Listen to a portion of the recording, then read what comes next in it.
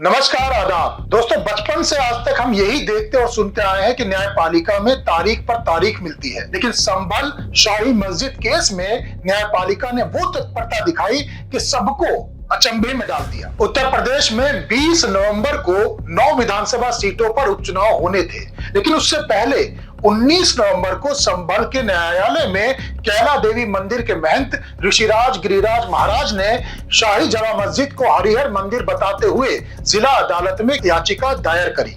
जज साहब ने तुरंत 19 नवंबर को ही बिना दूसरा पक्ष सुने 7 दिन में सर्वे कराकर रिपोर्ट देने का आदेश पारित कर दिया। रमेश सिंह यादव को एडवोकेट कमिश्नर बनाया जाता है और शुरू हो जाता है अदालत के आदेश पर अमल। संभल का प्रशासन अदालत से भी ज्यादा तेजी से काम करता दिखा और 19 नवंबर की शाम को ही लाव लश्कर के साथ शाही जामा मस्जिद संभल में सर्वे का काम शुरू हो जाता है। करीब 2 घंटे सर्वे किया जाता है। अब ये समझ से थोड़ा सा परे है कि इतने संवेदनशील मुद्दे पर प्रशासन और अदालत को इतनी जल्दबाजी क्यों थी।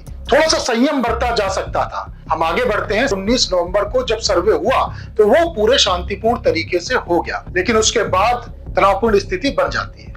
उसके बाद ये देखने में आता है कि मुस्लिम पक्ष ने कई मीटिंग करी और जिला अदालत के आदेश के खिलाफ हाईकोर्ट जाने पर सहमति बनती हुई नजर आ रही थी। संभल में तनाव का अंदाजा प्रशासन को भी था, इसीलिए 22 नवंबर को जुमे की नमाज के दौरान भारी संख्या में पुलिस बल शाही जामा मस्जिद के इर्द गिर्द तैनात किया गया था। उस दिन शाही जामा मस्जिद में करीब 60,000 लोगों ने नमाज पढ़ी थी। अब सीधा आते हैं 24 नवंबर के दिन, यानी रविवार के दिन सुबह। उस वक्त क्या हुआ? उस वक्त वकील विष्णु शंकर जैन के साथ दर्जनों लोग और पुलिस प्रशासन के आला अधिकारी। ये वीडियो जो आप देख रहे हैं शाही जामा मस्जिद में सर्वे के लिए जाने के रास्ते का है।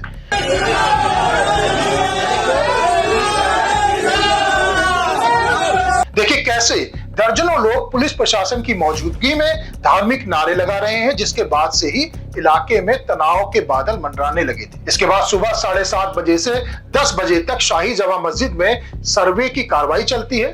आरोप है कि जब सर्वे करने वाली टीम वापस जा रही थी, भीड़ ने 3 तरफ से हमला कर दिया। जमकर पत्थरबाजी हुई, पुलिस की निजी गाड़ियों में आग लगा दी गई, खूब बवाल हुआ। पुलिस ने भीड़ पर जमकर लाठियां बांधी, आंसू गैस के गोले दागे, गोलियां चली जिसमें 4 लोगों की मौत हो गई और 20 से ज्यादा पुलिस वाले घायल हो गए। हालांकि प्रशासन ये मानने को तैयार नहीं है कि पुलिस ने लोगों पर गोलियां चलाई हैं, लेकिन संभल से आई ये तस्वीरें कुछ और बयां कर रही हैं। मारे गए नौजवानों के परिवारों का हाल बेहाल है। जवान बच्चों की मौत का मातम पूरे संभल में आबो हवा में महसूस किया जा सकता है। मीठे की दुकान है मेरे बेटे की, पीपा लेने गया था तेल का फतल्ला सरा में। हमें तो वही 10-11 बजे हो उधम कटा के उसके गोली लग गई। मैं संभल में सभी से शांति बनाए रखने और कानून पर अपना भरोसा बनाए रखने की अपील करता हूं, क्योंकि रास्ता संविधान से निकलेगा, कानून से निकलेगा, हिंसा से नहीं। साथ ही जिम्मेदारों से कुछ सवाल भी पूछना चाहता हूं। सवाल नंबर 1, भारत में पूजा स्थल विशेष प्रावधान अधिनियम 1991 के तहत 15 अगस्त 1947 को अस्तित्व में आए किसी भी धार्मिक स्थल का स्वरूप नहीं बदला जा सकता। ऐसा अधिनियम है, इसके बावजूद इतनी जल्दबाजी क्यों? हम किसी अदालत के फैसले पर कोई सवाल नहीं उठा रहे, सिर्फ हम इस अधिनियम का जिक्र कर रहे हैं। सवाल नंबर 2, यह घटना न केवल प्रशासनिक लापरवाही बल्कि स्थानीय खुफिया इकाई LIU की विफलता को भी उजागर करती है। उस पर क्या कार्रवाई हुई? रविवार की सुबह अचानक इतने मस्जिद के आसपास लोग इकट्ठा कैसे हो गए और इतने पत्थर और ईंटें कहां से आई? क्या हिंसा करने की प्लानिंग पहले से थी, जिसकी भनक न प्रशासन को थी और न ही LIU को? सवाल नंबर 3, सुबह 7 बजे धार्मिक नारे लगा रहे ये लोग कौन हैं जो सर्वे वाली टीम के साथ चल रहे हैं? क्योंकि पुलिस ने धार्मिक नारे लगाने वालों को नहीं रोका और क्यों इनके खिलाफ सख्ती नहीं करी? क्योंकि इन धार्मिक नारों ने आग में घी डालने का काम किया। सवाल यह भी है कि तस्वीरों में दिख रहे इन दर्जनों लोगों में से अब तक कितनों को गिरफ्तार किया गया है और इनके खिलाफ क्या कार्रवाई करी गई है? क्योंकि अदालत के आदेश पर जब 19 नवंबर को भी सर्वे हुआ था, तब सब कुछ शांतिपूर्ण हो गया था। तो रविवार को ऐसा क्या हुआ कि हिंसा भड़क गई?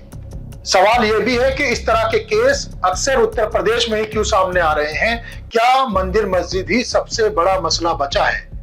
सवाल यह है कि आखिर ये किस तरह का समाज तैयार हो रहा है जिसे भड़काने में दिनों का नहीं, सिर्फ मिनटों का समय लगता है। कुछ दिन पहले बहराइच और अब ये संभल।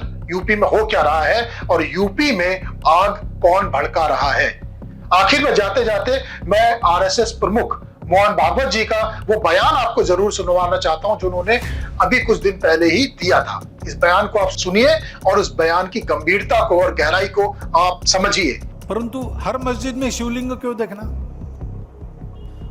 तो भाई वो भी एक पूजा है, ठीक है, बाहर से आई है, लेकिन जिन्होंने अपनाई है वो मुसलमान, वो बाहर से संबंध नहीं रखते, ये उनको भी समझना चाहिए।